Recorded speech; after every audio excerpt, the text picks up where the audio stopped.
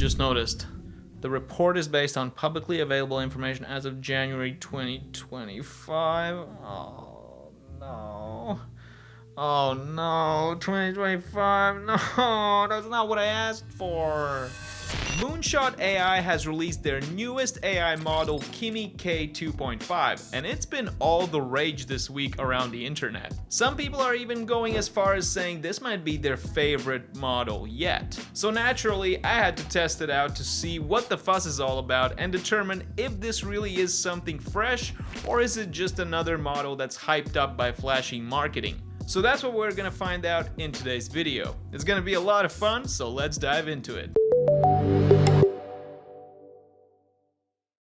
So Kimi K2.5 is the latest open source model developed by a Chinese company called Moonshot AI. 6 months ago, Richard already covered K2 in great detail, and today we are back and we're looking at what's new in K2.5. So what's the big deal about this model? How is it different from all other 1,000 new models out there coming out almost daily? Well, there's two things. First of all, it claims to be really good at vision and coding. It even goes as far as labeling themselves as open source SOTA. SOTA. Do you realize what that means? Actually, I had to look it up myself, what it means. I don't actually know.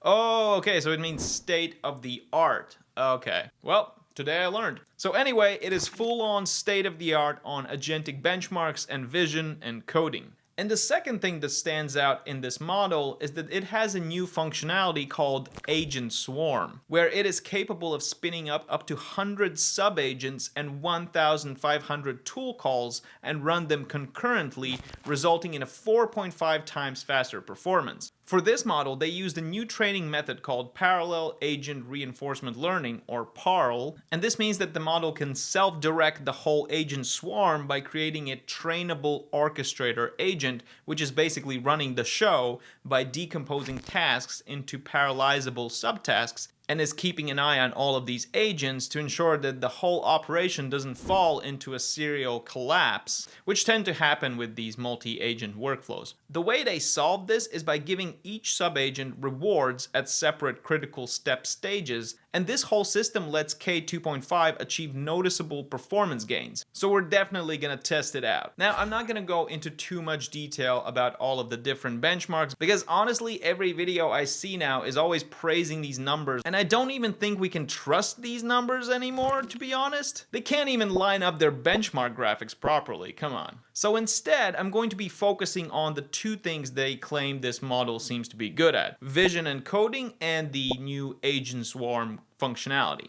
So let's put it up for a test. They've also got their own CLI tool called Kimi CLI, so that's what I'm going to be using today to conduct my tests. So one of the most impressive features they claim to have is the ability to take a video recording of a UX of a particular website and replicate that in code.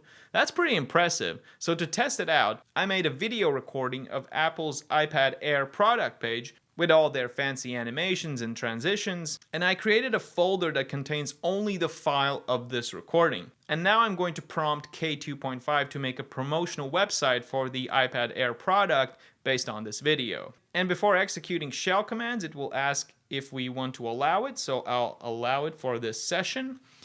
And it's now running. And this is interesting. It detected that the file was too large, so it went ahead and used FFmpeg to compress it on its own. And I was really curious to know, how does this model process and understand a video file? It turns out that it takes the video file, and once again, it's using FFmpeg to extract key frames from the video to use as visual aid for building the website. So it took the model roughly 5.5 minutes to finish the task, so it's not the fastest model out there for sure. And mind you, I am using their own APIs to call the model, not a local version. But anyway, once that is done, we can see here that it gives us a detailed overview of what it did. So now let's view the site itself. Oh wow, look at that. It really nailed the whole Apple design aesthetic. And it even created this 3D floating iPad in the middle. And it seems to be responding to mouse movements as well.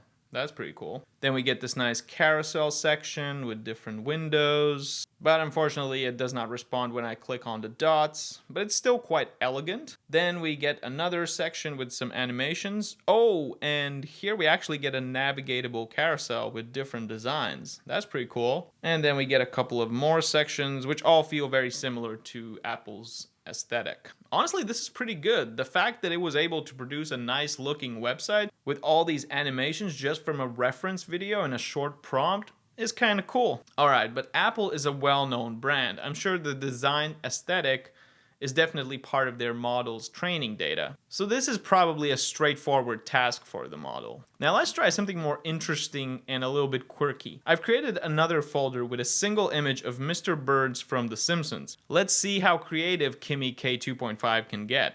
I've added this prompt. Mr. Burns is running for president. I want you to create a presidential campaign website for Mr. Burns, which includes his policies and political agenda based on this character's traits and motivation. Let's see how that does. Once it starts the reasoning process, we can see how it thinks about the design. The asset is clear. Montgomery Burns in his signature dark green suit and peach tie.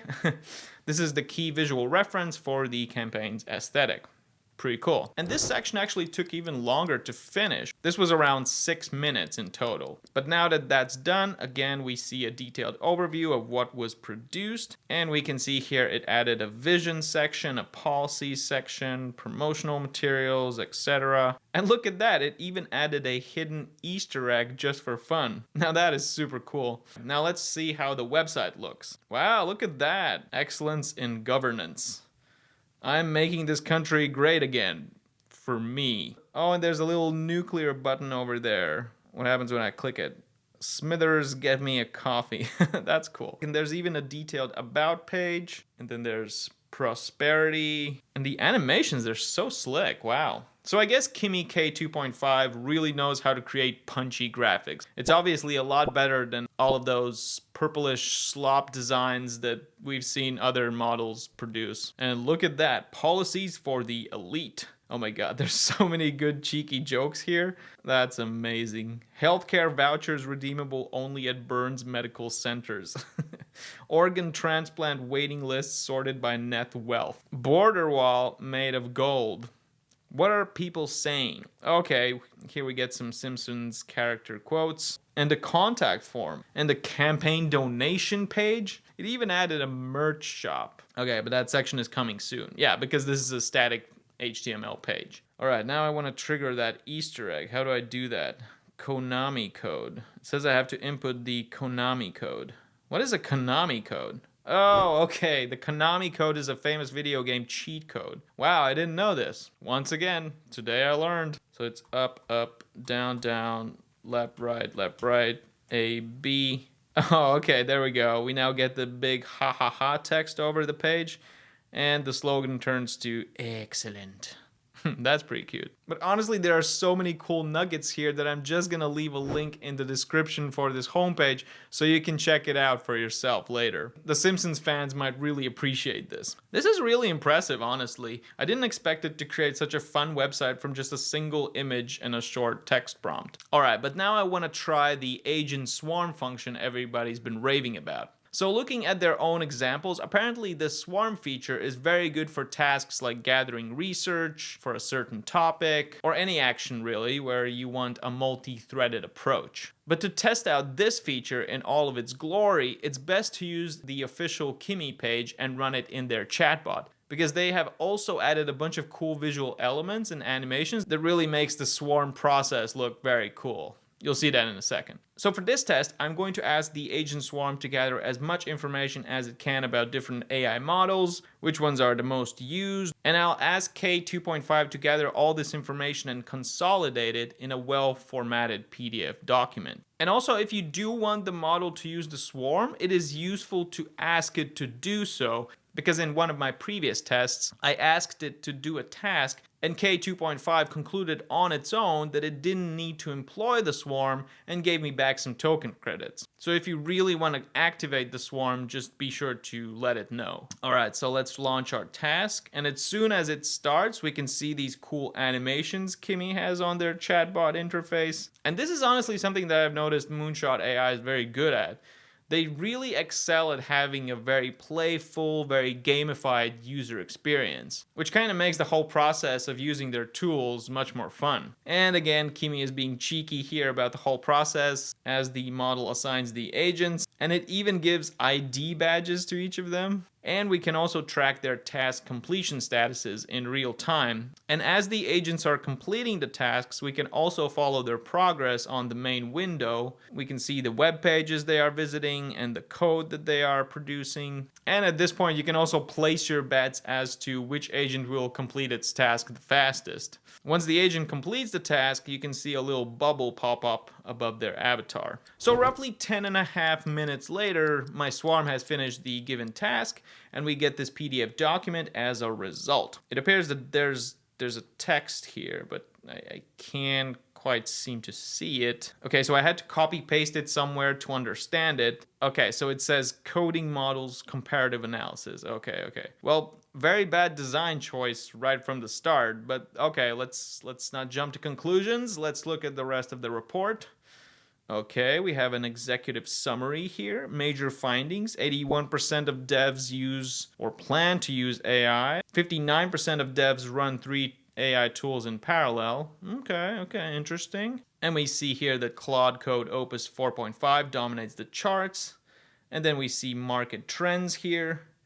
46% of devs actively distrusts AI outputs. And wow, this is surprising. GitHub Copilot is the market leader with 42% of market share. Wow, Llama 4 Scout seems to have the largest context window with 10 million tokens. That is pretty impressive. Okay, here comes the juicy parts. Key takeaways. Okay, let's see. No single winner. Oh, come on. How lame. 45% of AI-generated code has vulnerabilities. Yeah, that is something to worry about for sure. Wait, I just noticed. The report is based on publicly available information as of January 2025. Oh no, 2025. No, that's not what I asked for. I specifically asked it for information about the currently most used models. Currently. Why didn't you use data from January 2026? You're absolutely right. I should have researched data from 2025 and January 2026. Typical LLM behavior. I am very disappointed in you, Kimi. I just wasted a bunch of tokens and 10 minutes of my time for outdated information. Oh well. So there you have it, that is Kimi K2.5. Despite my utter disappointment in its ability to follow orders in the last test, I still think it's a pretty good model. I wouldn't say it's groundbreaking or state-of-the-art, but it does have its upsides. I would certainly recommend it if you want to make a truly beautiful website, you know, something that you can display on awards.com. Then I would definitely go with K2.5 opposed to one of the Claude Code models, for instance. And I gotta be honest, the swarm feature looks very cool and it's definitely fun to use. But did you know that you can get the same feature using Claude Code? Richard just did a great video exploring that topic, so be sure to check that video out as well. And folks, if you found this video useful or at least entertaining, then let me know by smashing that like button underneath the video. And also be sure to subscribe to our channel so you don't miss out on any of our future technical breakdown videos. This has been Andres from BetterStack, and I will see you in the next videos.